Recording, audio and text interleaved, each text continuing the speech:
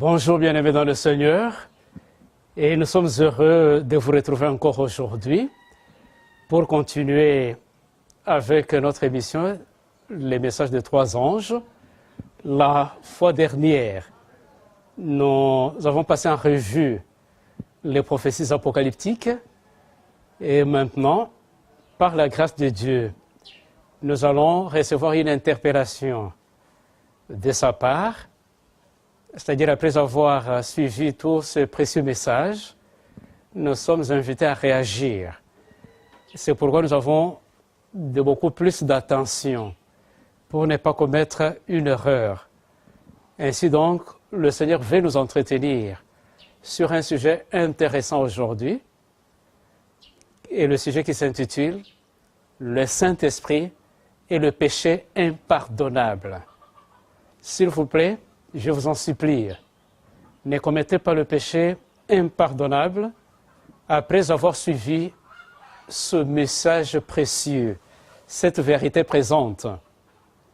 Quand on parle du péché impardonnable, il y a plusieurs péchés que nous commettons, mais tous ces péchés-là ne sont pas impardonnables. Il n'y a qu'un seul péché qui est impardonnable.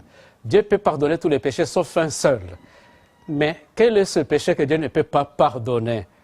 C'est celui que nous allons découvrir aujourd'hui avec vous.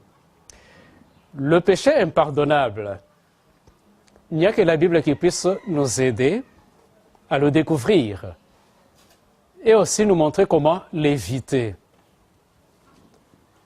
Pendant que j'étais en train de réfléchir sur ce sujet, je me suis dit d'emblée que le péché impardonnable peut être le meurtre. Mais pendant que j'étais en train de réfléchir là-dessus, je me rends compte que Moïse, le serviteur de l'Éternel, avait commis un meurtre. Vous vous souviendrez, lorsqu'il était en Égypte et qu'on était en train de maltraiter ses frères les Israélites, il ne s'est pas retenu. Il est venu au secours de ses frères et il a tué un Égyptien qu'il a même enterré. Donc Moïse était un meurtrier. Mais curieusement, lorsque ce qu'il avait fait en Égypte lui avait coûté l'exclusion et qu'il s'est retrouvé à Madian, je suis surpris de voir Dieu le visiter de manière spéciale. Je me dis comment Dieu visitait un meurtrier, alors que moi je me disais que c'est le meurtre qui est un péché que Dieu ne peut pas pardonner. Je vois Dieu visiter Moïse et lui confier une grande mission d'aller faire sortir son peuple, les Israélites, de l'esclavage en Égypte. Non seulement cela, vous allez voir comment est-ce que Dieu l'a utilisé puissamment en quittant l'Égypte avec le peuple d'Israël. Ils vont retrouver une barrière, c'est-à-dire la mer Rouge, qu'il faut traverser. Ils n'avaient ni bateau et encore moins une pirogue. Et avec cette foule d'enfants d'Israël, comment les aider à traverser? Et Dieu va utiliser Moïse comme un instrument et Moïse va frayer un chemin à travers la mer, utilisé par ce même Dieu-là. Je me dis comment Dieu utilisait un meurtrier jusqu'à ce niveau et ils ont traversé avec les enfants d'Israël et arrivé au mont Sinaï. Il y a une sainte convocation. Dieu dit à Moïse d'avertir les enfants d'Israël afin qu'ils puissent se présenter au pied de la montagne et qu'il va les entretenir. Et qu'est-ce qu'on va remarquer? Nous voyons Dieu prendre Moïse sur le sommet et rester avec lui ensemble. Et vous savez que de tous ses serviteurs, Moïse a travaillé avec Dieu de manière particulière Pourquoi? Parce que ce n'était pas seulement dans les songes, mais ils ont travaillé de bouche à oreille. Et ça, c'est exceptionnel. Il s'est donné même des choses main à main. C'est comme ça que Dieu va écrire les 10 commandements sur les 2 tables de pierre et les remettre à Moïse. Et Moïse va les prendre pour les mettre dans l'arche de l'Alliance. Je me dis, un meurtrier, Dieu l'utilise juste à ce niveau, alors que moi je me disais que ça c'est un péché impardonnable. Alors j'ai fini par comprendre que Dieu peut pardonner même le meurtre. Donc si vous avez commis des meurtres, ne vous en faites pas, Dieu peut encore vous pardonner. Si vous vous humiliez, si vous vous confessez, il peut vous pardonner. Il peut vous faire grâce.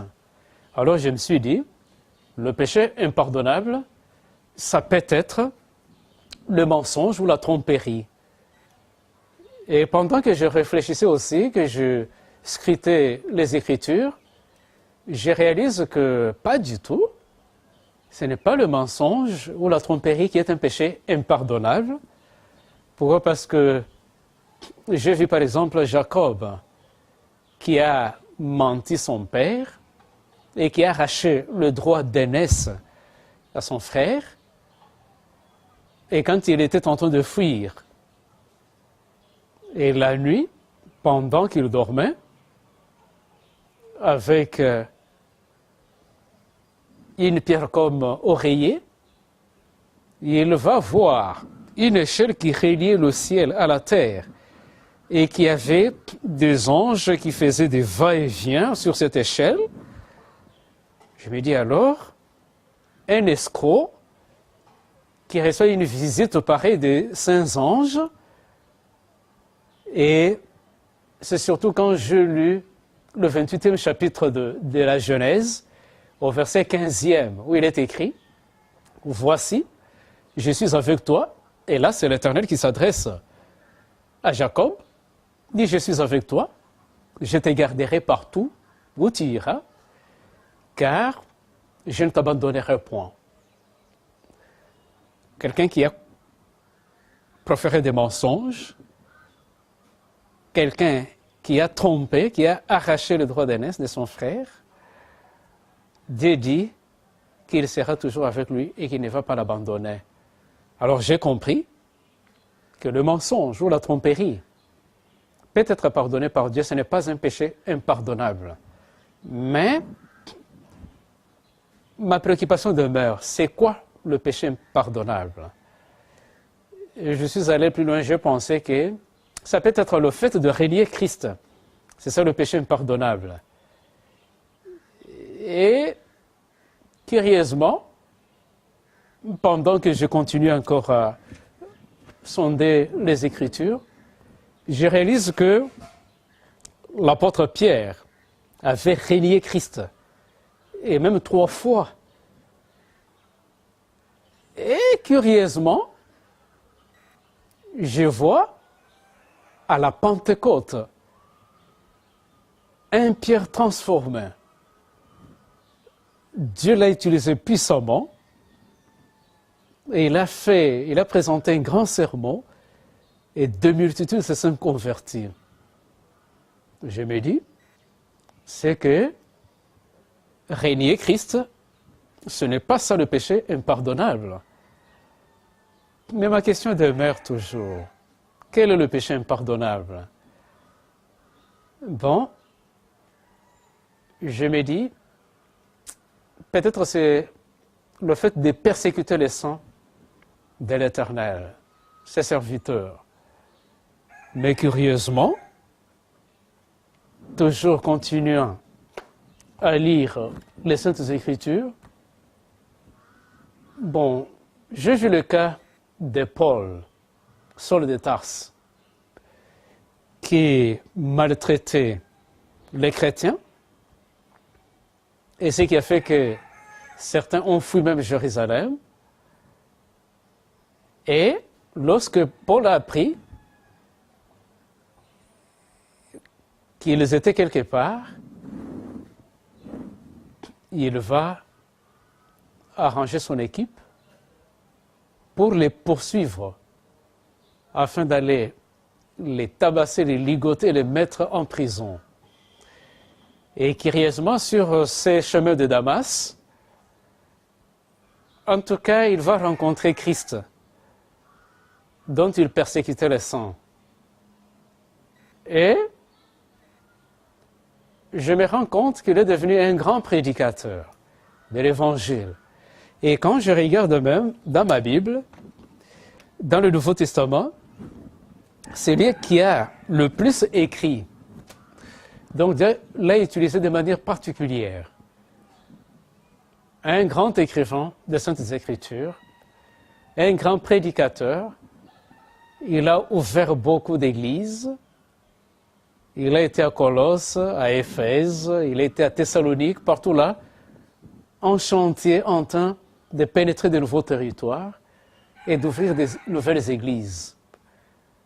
Alors je me suis dit, ce n'est pas le fait de persécuter les serviteurs de Dieu qui soit le péché impardonnable.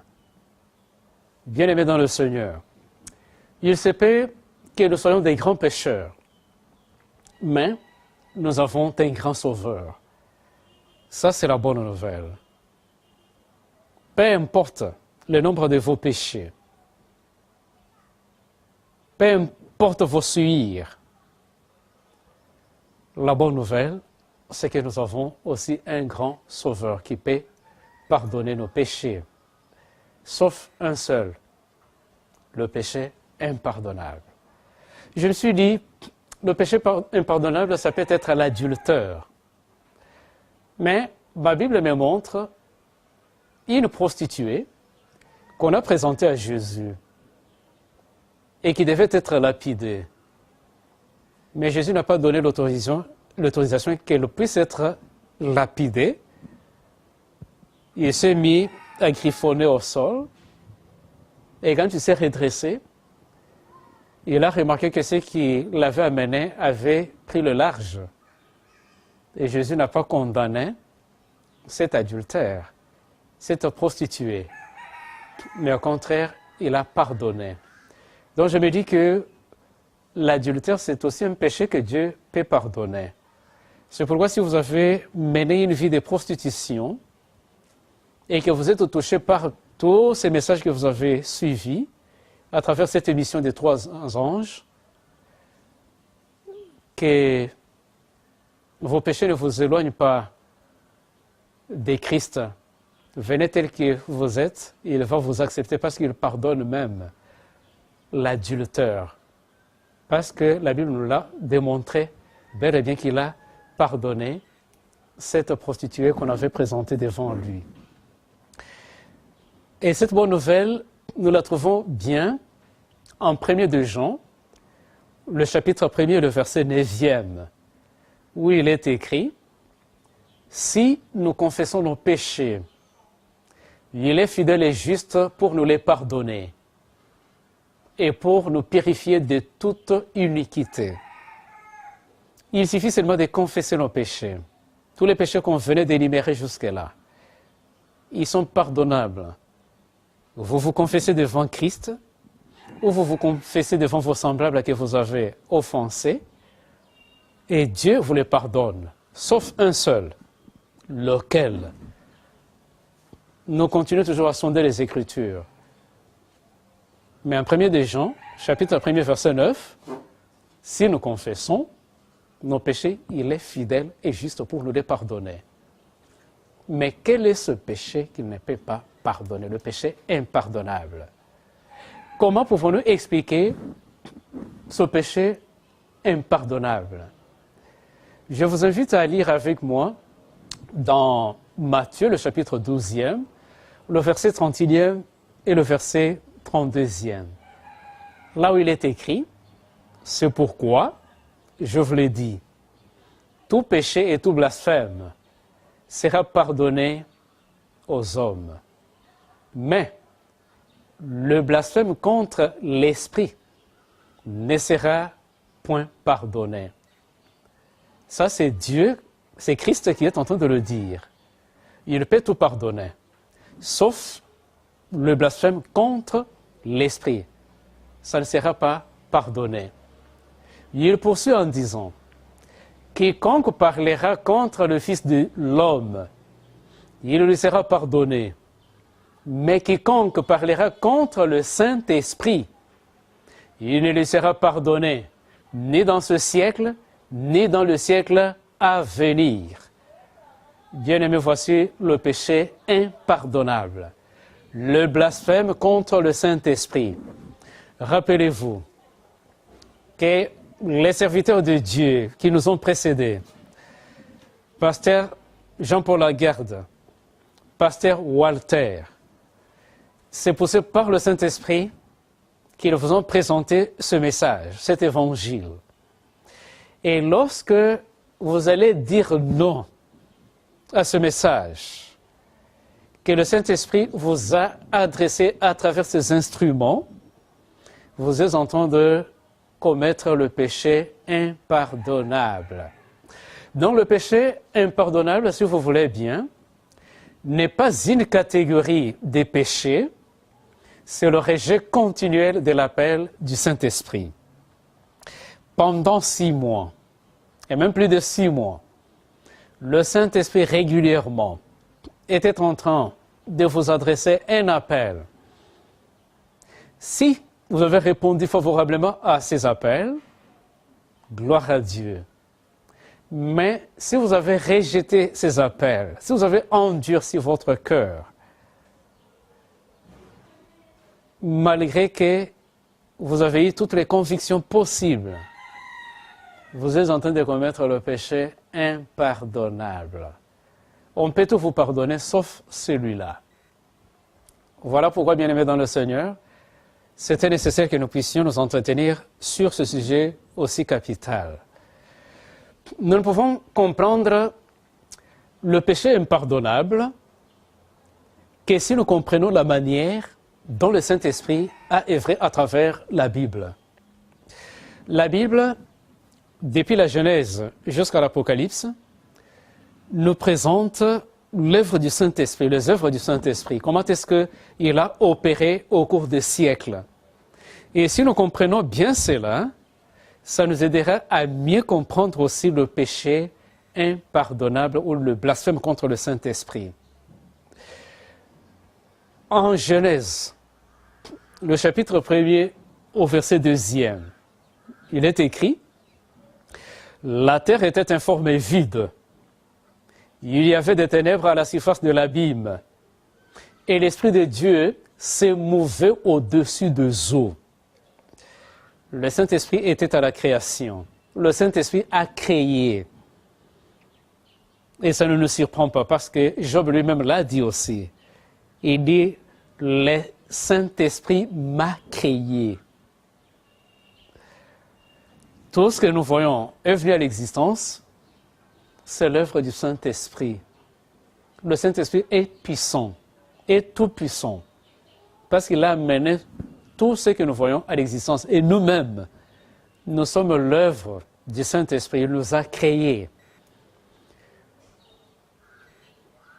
Le Saint-Esprit a accompli beaucoup de tâches à travers la Bible.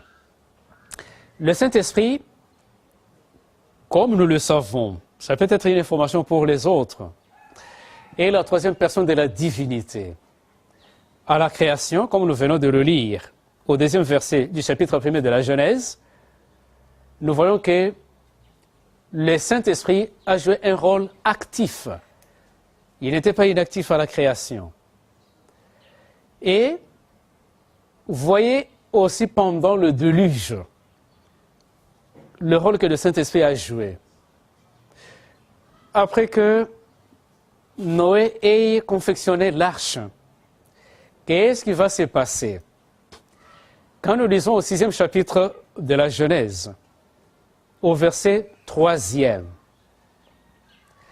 alors l'Éternel dit, « Mon esprit ne restera pas à toujours dans l'homme. » Pourquoi? À cause du péché. Le peuple les antédiluviens étaient devenus rebelles à Dieu. Ils ne se conformaient plus à sa volonté. Et l'Éternel a décidé de retirer son esprit. Il dit, mon esprit ne restera pas toujours dans l'homme. Et qu'est-ce qui s'en est suivi? C'était le déluge. Et l'humanité, à cette époque-là, a péri dans les eaux. Pourquoi? Parce que Dieu a retiré son esprit. Le Saint-Esprit vivifie. C'est le Saint-Esprit qui a appelé toutes choses à l'existence. C'est le Saint-Esprit qui nous soutient. Et quand Dieu le retire, nous sommes foutus. Voilà pourquoi nous ne pouvons pas pécher contre le Saint-Esprit. Et vous vous souviendrez de l'expérience que Noé a connue avec les antédiluviens, avec ses contemporains.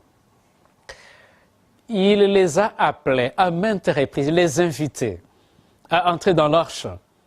Ils n'ont pas voulu. Au contraire, ils s'en moquaient. Ils n'ont pas cru au message, à l'évangile prêché par Noé. Même à la dernière minute avant de fermer les portails, Noé a continué à adresser les appels utilisés par l'Esprit de Dieu. Et les antédiluviens ont endurci leur cœur. Et quand les portes ont été fermées, comme vous pouvez le remarquer à travers le petit écran, ils sont en train de faire naufrage. Pourquoi? Parce qu'ils n'avaient plus l'Esprit de Dieu. Et le fait que Dieu a retiré son esprit, tous les antédiluviens, à part 8 personnes, ont péri dans les eaux du déluge. Ce qu'ils ont commis, c'était le péché impardonnable. Voilà pourquoi ils ont tous péri. Noé n'était qu'un instrument utilisé par le Saint-Esprit. De même, pasteur Jean-Paul Lagarde, ainsi que notre pasteur Walter, et ils ne sont que des instruments utilisés par Dieu pour nous avertir de sa part et pour notre bonheur. Et rejeter cet évangile éternel, cet évangile de vie, c'est dire non à l'appel du Saint-Esprit et nous risquons de périr comme les antédiluviens avaient péri. Ils ont cherché le secours ce jour-là, ils n'en ont pas trouvé. Ne commettons pas la même erreur de blasphémer le Saint-Esprit comme les antédiluviens l'avaient fait. Toujours les œuvres du Saint-Esprit pour mieux comprendre le péché contre le Saint-Esprit. Nous sommes dans l'Évangile selon Jean, le chapitre 16e au verset 8e. Et là, il est écrit « Il convaincra le monde en ce qui concerne le péché, la justice et le jugement. » Ça, c'est l'œuvre du Saint-Esprit, convaincre le monde contre le péché, la justice et le jugement. Nous savons que Dieu va juger le monde, comme nous l'avons découvert à travers la présentation de ces prophéties apocalyptiques. Mais qui va nous convaincre du jugement et de la justice et du péché pour que nous puissions être acquittés au tribunal de Dieu? C'est le Saint-Esprit. Et si nous proférons des blasphèmes contre le Saint-Esprit, qu'est-ce que nous allons devenir? Est-ce que nous serons acquittés au tribunal de Dieu ou nous serons condamnés? Donc c'est le Saint-Esprit qui nous convainc. Le Saint-Esprit aussi nous fortifie contre les tentations. Vous savez, dans ce monde enténébré, l'ennemi nous met des coques en jambes. Nous sommes tentés à maintes reprises. Mais quelle est notre sauvegarde? Il n'y a que le Saint-Esprit qui peut nous aider, nous fortifier, à tenir ferme devant les tentations. Voilà pourquoi nous ne pouvons pas commettre le péché impardonnable. Sinon, nous serons à la merci de l'ennemi. Un autre rôle joué par le Saint-Esprit, c'est que le Saint-Esprit nous conduit dans la vérité. Si vous avez vu tous nos orateurs là qui ont défilé pendant tous ces 6 mois avec le message, nous présenter cette vérité biblique de manière claire et fidèle, c'est poussé par le Saint-Esprit. Si vous avez pu découvrir tout ce que vous avez découvert à travers cette émission du message des 3 anges, c'est avec l'aide du Saint-Esprit. C'est celui qui vous a dévoilé toutes ces vérités. Et nous ne pouvons pas blasphémer contre lui. Sinon, il va cesser de nous révéler encore des vérités. Le Saint-Esprit est aussi le canal de communication de Dieu. Quand nous nous mettons à genoux, nous adressons des supplications à Dieu. C'est le Saint-Esprit qui joue le trait d'union entre la terre et le ciel. C'est le Saint-Esprit qui facilite cette connexion-là entre la terre et le ciel. Et si vous commettez le péché contre le Saint-Esprit, vous êtes foutus. Il n'y a plus de communication avec le ciel. Le contact est coupé. Et si vous voulez que le contact soit maintenu entre vous et le ciel, vous n'avez qu'à éviter le péché impardonnable. Et toujours au 16e chapitre de Jean, le verset 13e, qu'est-ce que Christ nous a dit? Quand le Consolateur sera venu, l'Esprit de vérité, il vous conduira dans toute la vérité, car il ne parlera pas de lui-même, mais il dira tout ce qu'il aura entendu et il vous annoncera les choses à venir. Le Saint-Esprit est un consolateur. Il nous console. Le Saint-Esprit nous annonce les choses à venir. Il nous rappelle même ce que Christ nous a enseigné, que nous avons oublié. Le Saint-Esprit nous rappelle. Il nous rappelle et puis il nous révèle des choses à venir, des choses cachées. Il nous les révèle, lui le Saint-Esprit. Nous avons dit qu'il est une personne de la divinité. Il connaît les profondeurs de Dieu. Donc, c'est très important du peuple de Dieu que nous puissions connaître le péché impardonnable et que nous puissions prendre des dispositions pour ne pas commettre ce péché. Aussi, nous pouvons nous demander comment est-ce qu'on peut être rempli du Saint-Esprit? Parce qu'aujourd'hui, nous les voyons. Comment est-ce que ça s'est fait, ça et là, pour être rempli du Saint-Esprit, pour recevoir l'onction divine? Il y a plusieurs formules qui sont utilisées. D'autres bibliques, d'autres non bibliques. Mais parce que nous parlons du péché impardonnable, répondons aussi, à l'aide de la Bible, à cette question aussi capitale. Comment puis-je être rempli de l'Esprit Saint? Quel en est le secret? Nous voulons partager ensemble ce secret. Et là, c'est facile. Facile pourquoi? Parce que Christ lui-même, à travers la Bible, il nous a déjà fait la promesse du don de l'Esprit. C'est biblique. Il nous a révélé comment est-ce que nous pouvons être remplis du Saint-Esprit, comment est-ce qu'on peut être baptisé du Saint-Esprit. Et dans les Actes des Apôtres, le chapitre 1er et le verset 8e, il est écrit « Mais vous recevrez une puissance, le Saint-Esprit survenant sur vous. » Ça, c'est une promesse que Christ a faite. Vous recevrez une puissance, le Saint-Esprit survenant sur vous. C'est promis. Il a fait la promesse. Mais une autre question, c'est celle de savoir à qui Christ accorderait-il la puissance du Saint-Esprit? Est-ce qu'il va donner la puissance du Saint-Esprit à tout le monde? Non. Il donnera à quelques-uns, mais qui? Alors que moi, j'ai aussi besoin de recevoir la puissance du Saint-Esprit. Que dois-je faire pour avoir cette puissance du Saint-Esprit? La Bible et la Bible seule, qu'elle puisse nous dire ce que nous devons faire pour recevoir la puissance du Saint-Esprit. Et là, je vous invite à lire avec moi ensemble dans le 14e chapitre de l'Évangile selon Jean, à partir du verset 15e, et nous descendrons jusqu'au verset 17e. Et là, il est écrit « Si vous m'aimez, gardez mes commandements. Et moi, je prierai le Père, et il vous donnera un autre consolateur, afin qu'il demeure éternellement avec vous, l'Esprit des vérités. » J'aimerais pour une meilleure audition que nous puissions encore relire le passage. Jean 14, verset 15 à 17. Christ dit, il nous donne le secret. Comment est-ce que nous pouvons recevoir la puissance du Saint-Esprit? Il dit, si vous m'aimez, gardez mes commandements. Et moi, je prierai le Père, et il vous donnera un autre consolateur, afin qu'il demeure éternellement avec vous, l'esprit de vérité. Il ne veut pas nous donner l'esprit des mensonges, de la fausseté, l'esprit de vérité, qui va demeurer éternellement avec nous. Dans les Actes des Apôtres, le chapitre 5e, au verset 32e, il est écrit, ça c'est le témoignage des apôtres, toujours sur comment être rempli de la puissance du Saint-Esprit.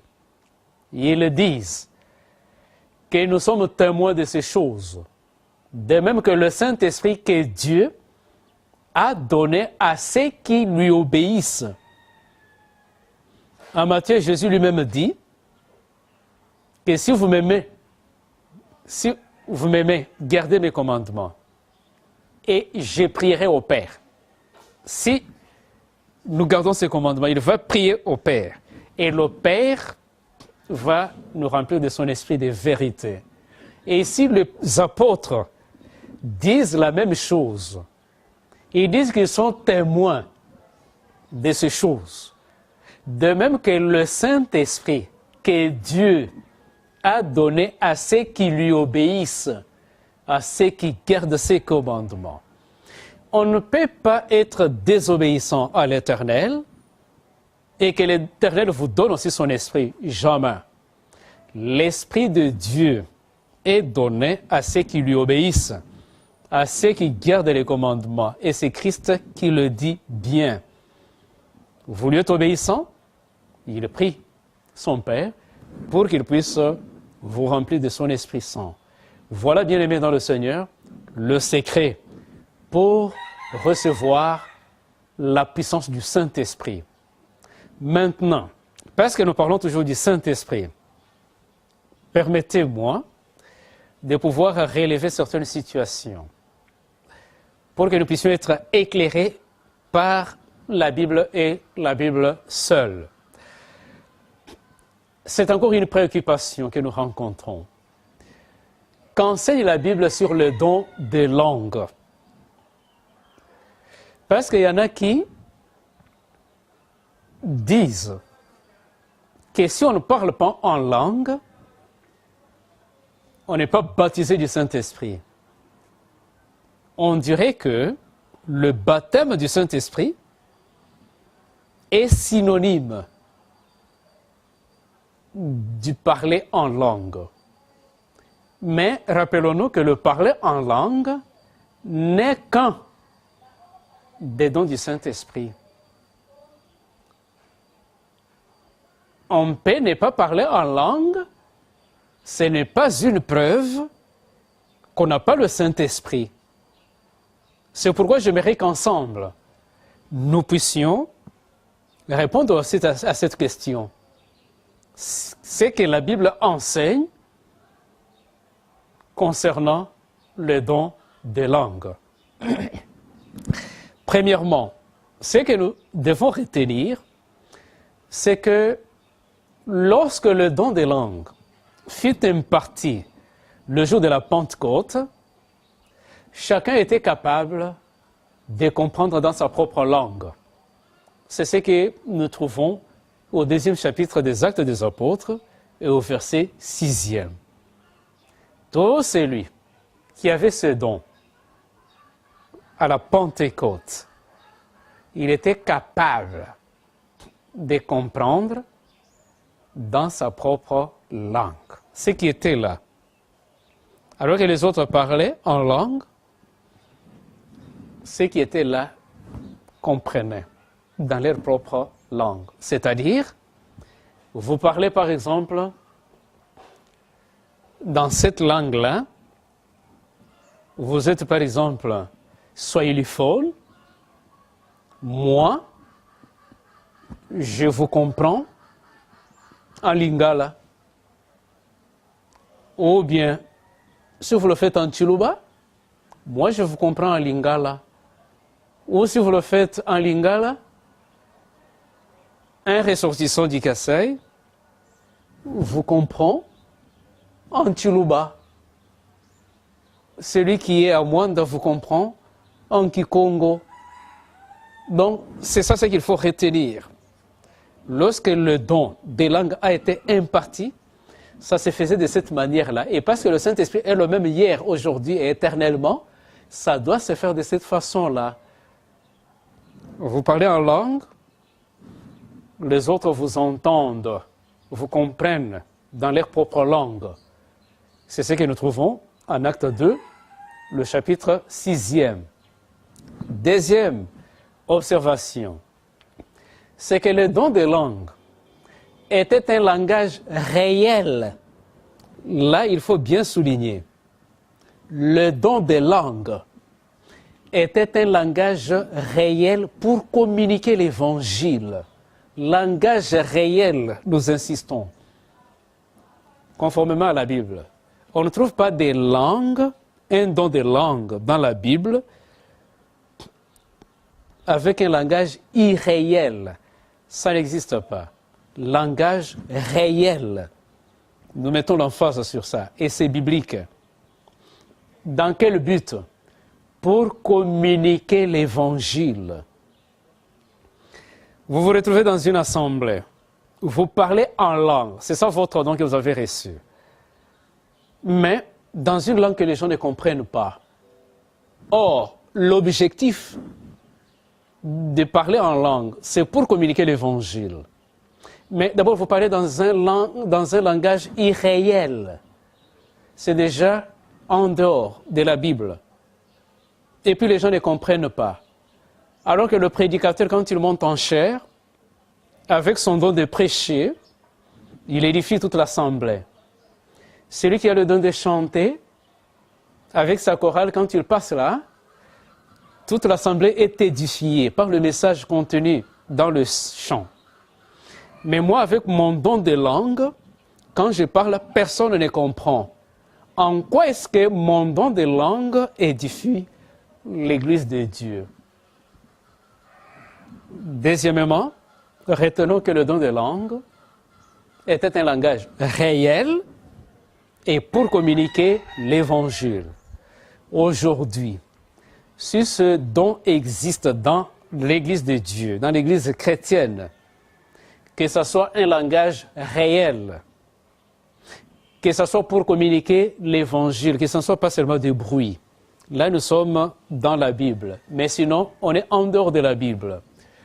Troisièmement, lorsque le don des langues fut mal utilisé dans l'Église de Corinthe, Paul déclara « J'aime mieux dire 5 paroles avec mon intelligence afin d'instruire aussi les autres que 10 000 paroles en langue. » C'est ce que nous trouvons en 1 Corinthiens, le chapitre 14, verset 19e. À quoi bon de passer 10 minutes, 20 minutes en train de parler en langue et que le peuple de Dieu n'est pas instruit à partir de ce don de langue? Ça ne sert à rien. Autant parler quelques 5 mots dans quelques secondes, bien dans 1 minute, mais ça édifie le peuple de Dieu. Donc ça, c'est la troisième observation que nous sommes appelés à retenir sur le don des langues ou le parler en langue. Quatrième observation, par rapport au don des langues. Les apôtres ont donné quelques instructions. Et nous trouvons ces instructions-là dans le même livre que nous sommes en train d'exploiter, dans l'épître de Paul aux Corinthiens, le chapitre 14e. Allons maintenant au verset 22e. La première instruction que les apôtres nous donnent, c'est que les langues constituent un signe, non pour les croyants, mais pour les incroyants. Donc le don des langues. Un signe pour les incroyants et non pas pour les croyants. Vous voyez, lors de la Pentecôte, les apôtres ont parlé en langue pour les incroyants qui étaient là, dans la ville, ce jour-là, c'était un signe pour eux du dehors. Ils disent, mais comment ces gens, nous les entendons? Comment pouvons-nous les entendre dire les merveilleuses choses de Dieu dans nos langues maternelles? Et pourtant, les apôtres étaient en train de le faire dans leur propre langue maternelle. Mais ceux qui étaient venus de la diaspora, ceux qui étaient venus de la Grèce, et ainsi de suite, pouvaient les entendre parler dans leur langue maternelle. Donc c'était pour communiquer l'évangile, de façon que quand ils vont rentrer chez eux, qu'ils rentrent avec cette merveilleuse parole de Dieu, afin d'en faire une large diffusion. Et c'est ce qui s'est fait aujourd'hui, au milieu de la chrétienté, avec le don des langues. Donc, c'est un signe pour les incroyants. Deuxième instruction que les apôtres nous donnent, au verset 27e. Seuls 2 ou au maximum 3 personnes devraient parler en langue dans une réunion. Lorsque vous êtes dans une congrégation, en train d'adorer, si le Saint-Esprit veut donner un message à l'Assemblée et utilise l'un des membres qui va parler dans un langage réel, peut-être qu'il n'est pas connu de ceux qui sont dans l'Assemblée, on dit que seuls 2 ou 3 au maximum devraient parler en langue dans une réunion. Ça, c'est au verset 27e. C'est bien dit dans les Saintes Écritures. Tout au plus 3 doivent parler en langue. Et quelle langue? Réelle. Et dans quel but? Pour communiquer l'évangile, la bonne nouvelle du salut. 2 ou 3 tout au plus. Qu'est-ce que nous vivons aujourd'hui au milieu de la chrétienté? Dans les congrégations où on parle en langue, est-ce qu'on tient compte de cette instruction donnée par les apôtres? Est-ce que c'est tout au plus 3 personnes qui parlent en langue? Ou c'est plus de 3 personnes qui parlent en langue? Point d'interrogation. Mais ce que nous retenons des Saintes Écritures, c'est que s'il y en a qui ont ce don de langue dans une assemblée, qu'il ne dépasse pas 3 personnes en train de parler en langue. Ce n'est pas moi qui le dis, ce sont les Saintes Écritures. Et il y a aussi une 3e instruction qui nous est donnée par les apôtres, toujours au même verset, le 27e.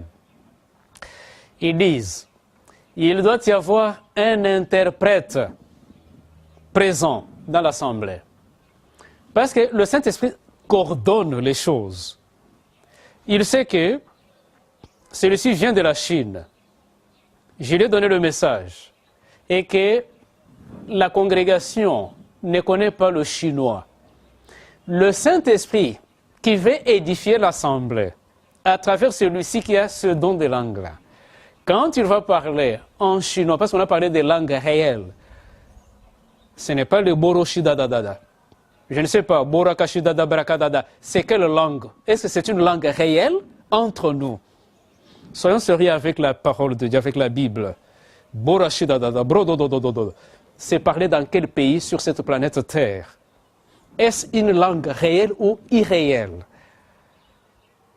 Maintenant, suivez ce qui est dit dans la Bible. S'il y a des gens qui parlent la langue, qu'ils ne soient pas plus de 3 au maximum, et ces 3-là ne vont pas parler en désordre, il faut qu'il y ait un interprète. Vous vous tenez debout, vous parlez, parce que c'est un message que vous communiquez, vous parlez.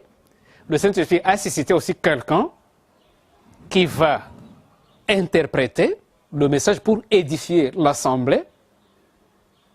S'il n'y a pas d'interprète, le mieux à faire, c'est de se taire. Parce que c'est un dérangement, c'est un bruit. Ça édifie qui? Ça vous édifie vous-même. Et la quatrième instruction, toujours au verset 27e, les apôtres nous disent ceci. Une seule personne doit parler à la fois. On a dit d'abord, pas plus de 3 personnes. Et si dans la congrégation, ils sont 3 qui ont ce don de langue, ou bien qui vont parler en langue ce jour-là, la parole de Dieu dit que ce soit à tour des rôles. Le numéro 1, c'est un debout, il parle, on interprète, et à la fin, l'assemblée dit Amen. Le deuxième, le troisième, et c'est comme ça que la Bible nous conseille. Et la 5e instruction des apôtres, ils disent, l'individu doit être à même de contrôler ses paroles et ses actes. Mais après tout, c'est le Saint-Esprit. Et vous savez que le Saint-Esprit est une personne de la divinité. Et le Dieu que nous servons, c'est un Dieu d'ordre. Ce n'est pas un Dieu de désordre. Voilà pourquoi les gens qui sont remplis du Saint-Esprit, parce que c'est le Saint-Esprit, ils doivent être à mesure de contrôler leurs paroles et leurs actes. Mais curieusement, qu'est-ce que nous ne voyons pas aujourd'hui? Le prédicateur présente le message. Il dit, maintenant nous devons recevoir le baptême du Saint-Esprit. Nous devons recevoir l'onction divine. Et quand on implore l'effusion du Saint-Esprit, et quand le Saint-Esprit descend sur les enfants de Dieu pour les délivrer et consorts, le Saint-Esprit amène le peuple de Dieu à perdre le contrôle. Et nous disons que c'est le Saint-Esprit qui amène les gens à perdre le contrôle de leurs actes. Vous allez vous rendre compte que la personne sur laquelle le Saint-Esprit est descendu va se déshabiller en public. Et ça, c'est l'œuvre du Saint-Esprit. Donc, les pagnes vont de l'autre côté et elles restent nues dans l'assemblée, dans la congrégation des saints. C'est l'œuvre du Saint-Esprit. C'est l'onction du Saint-Esprit, l'effusion du Saint-Esprit sur la personne. On saute même sur les bébés. On oublie que les bébés sont fragiles. On marche même sur les bébés. On est devant les gens de sexe opposé. Donc on perd le contrôle, mais on est rempli du Saint-Esprit, l'effusion du Saint-Esprit. C'est vrai ça? Le Saint-Esprit, l'effusion du Saint-Esprit? On perd le contrôle des actes et même des paroles. On se roule au sol après avoir reçu l'effusion du Saint-Esprit. Peuple de Dieu, d'après les instructions reçues dans les Saintes Écritures, lorsqu'on est rempli du Saint-Esprit, lorsque le Saint-Esprit survient sur nous, la personne qui est remplie du Saint-Esprit est à mesure de contrôler ses paroles et ses actes. Toujours dans ce chapitre-là, le premier des Corinthiens, le verset 14e, au verset 33e, il est écrit « Car Dieu n'est pas un Dieu de désordre, c'est le Dieu d'ordre. » Donc, nous ferons mieux de suivre les conseils qu'il nous donne. Demandons, et le Seigneur va nous remplir de son Esprit Saint, mais c'est l'esprit de l'ordre et non de désordre. Donc, être rempli du Saint-Esprit bien-aimé dans le Seigneur, c'est avoir un cœur qui aime profondément Jésus. On ne peut pas être rempli du Saint-Esprit et haïr Jésus et ne pas faire sa volonté, non. On est rempli du Saint-Esprit et on aime Jésus. On le suit partout, quel qu'en soit le prix. Être rempli du Saint-Esprit, c'est avoir un esprit imprégné de sa parole. On aime la parole de Dieu. On la lu, on l'étudie quotidiennement. On ne peut pas être rempli du Saint-Esprit et ne pas avoir la faim et la soif des Saintes Écritures. Être rempli du Saint-Esprit, c'est avoir la détermination de suivre la vérité. La vérité, rien que la vérité, pas le mensonge. C'est pourquoi quelqu'un qui est rempli du Saint-Esprit, tout le temps, il est toujours en train de vérifier. On vous présente le message sur un sujet donné. Vous devez toujours poser la question de savoir, c'est écrit où? On vous donne une référence biblique. Et là, vous croyez, vous acceptez. Parce que la Bible seule doit être notre règle de foi et notre guide. Alors, quelqu'un qui est rempli du Saint-Esprit n'accepte pas, ne croit pas pourquoi, ne croit pas à l'aveuglette. Donc, il se rassure que ce qu'il est en train d'accepter, c'est écrit dans la Bible, dans la parole de Dieu.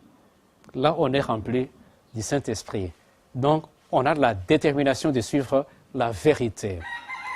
Alors, après avoir reçu cette lumière, après avoir compris l'œuvre du Saint-Esprit à travers les âges, les siècles, maintenant, nous pouvons revenir sur notre question, le péché impardonnable. Donc, si nous continuons à pécher, cela endurcit notre cœur. Le Seigneur vous visite, il vous parle, mais vous endurcissez le cœur. Vous refusez de croire. Vous faites le contraire de ce qu'il vous demande. Vous êtes en train d'endurcir votre cœur. Nous avons eu cette grâce de suivre ces présentations sur la vérité présente et précieuse. Quelle est notre réaction? Et est-ce que nous acceptons cette vérité ou bien nous la rejetons pour telle ou telle raison, malgré les convictions que nous avons eues? Nous sommes appelés à accepter cet évangile éternel. Parce que c'est cet évangile qui nous amène le salut, qui nous donne le vrai bonheur, ici-bas, et même dans le monde à venir. Sans cette vérité, peuple de Dieu, nous sommes foutus. Nous périssons. Au jour d'aujourd'hui, nous avons besoin d'être remplis du Saint-Esprit. Nous devons plus en parler. Nous devons prier pour ça. Dans le livre de Joël, Dieu avait fait la promesse, il avait promis au temps de la fin, il va remplir toute son esprit, toute chair de son esprit. On a dit que nos vieillards, nos jeunes filles, nos jeunes gens auront des visions. C'est Dieu qui a promis pour ce temps que nous vivons aujourd'hui. Voilà pourquoi nous devons parler du Saint-Esprit. Nous devons en prière demander. On ne peut pas aller à genoux sans demander le don du Saint-Esprit. Jour après jour, nous devons être remplis du Saint-Esprit. Dieu doit nous baptiser matin et soir, et surtout en ce temps de la fin. Pourquoi? Parce qu'il y a beaucoup d'avantages si nous sommes remplis du Saint-Esprit. Le Saint-Esprit nous donne le discernement. C'est le Saint-Esprit qui, lorsque vous êtes remplis, il peut vous chuchoter à l'oreille pour vous dire allez à gauche ou allez à droite. Le Saint-Esprit. Celui qui vous convainc du péché, comme on l'a dit il n'y a pas longtemps. Et la liste est longue des bienfaits d'avoir le Saint-Esprit. Il intercède même en notre faveur. Et cela par des soupirs inexprimables. Mais c'est seulement si on est rempli, si on est baptisé. Donc, aussi longtemps que Christ n'est pas encore revenu, nous avons toujours tout intérêt à demander à Dieu de nous baptiser jour après jour de son esprit. Parce que vivre sans le baptême du Saint-Esprit, peuple de Dieu, on est en train de courir un grand risque. Et plus grave encore, si on ne peut pas obéir aux appels retentissants du Saint-Esprit, là, on est encore foutu. C'est plus grave encore. C'est pourquoi, alors que nous sommes en train d'atterrir, avec cette présentation, nous pouvons retenir que le péché impardonnable se produit lorsque l'individu dit sans cesse non à Dieu. Voilà ce qu'on appelle le péché impardonnable. Ce n'est pas une catégorie de péchés. Lorsque vous dites sans cesse non à Dieu, là, vous êtes en train de commettre le péché impardonnable. Qu'en est-il de vous, bien-aimés dans le Seigneur? Après que le Saint-Esprit vous ait parlé pendant toute cette période, après que vous puissiez faire toutes ces merveilleuses découvertes, après être édifié par cette bonne parole de vie, quelle est votre réaction à l'appel du Saint-Esprit?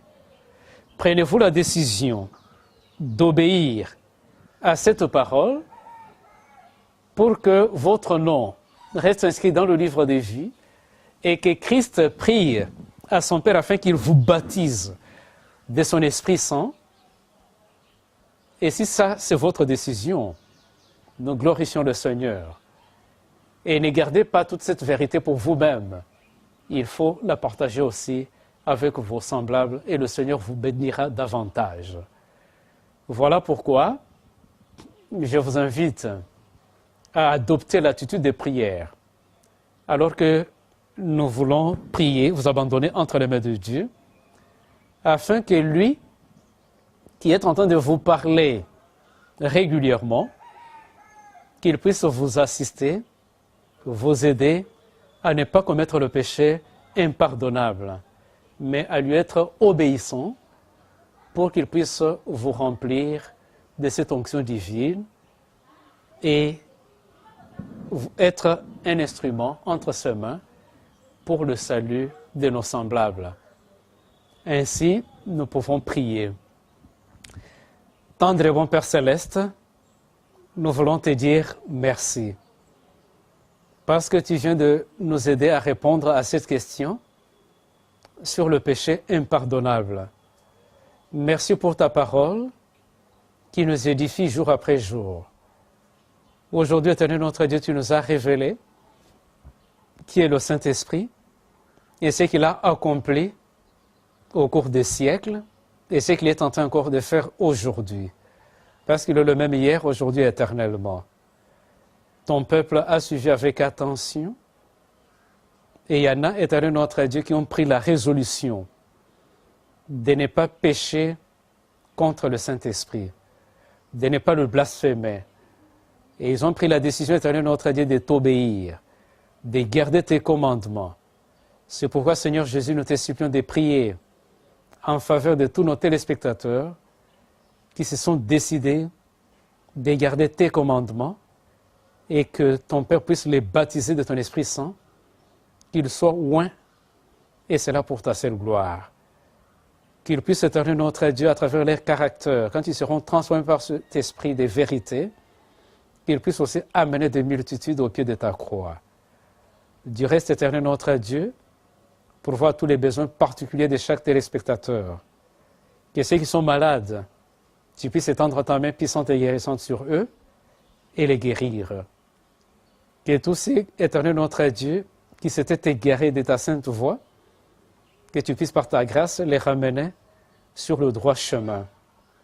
Ceux qui avaient déjà éteint la flamme spirituelle dans leur vie, nous te supplions, Seigneur notre Dieu, alors qu'ils viennent de se décider à l'audition de ta parole, de pouvoir encore rallumer cette flamme, afin qu'ils puissent être prêts pour le second avènement de ton Fils. Du reste, soit à jamais notre Dieu, que nous demeurions tes enfants. Ainsi, nous t'avons prié toutes ces grâces avec foi. Au nom de Jésus-Christ, notre Sauveur et Rédempteur. Amen.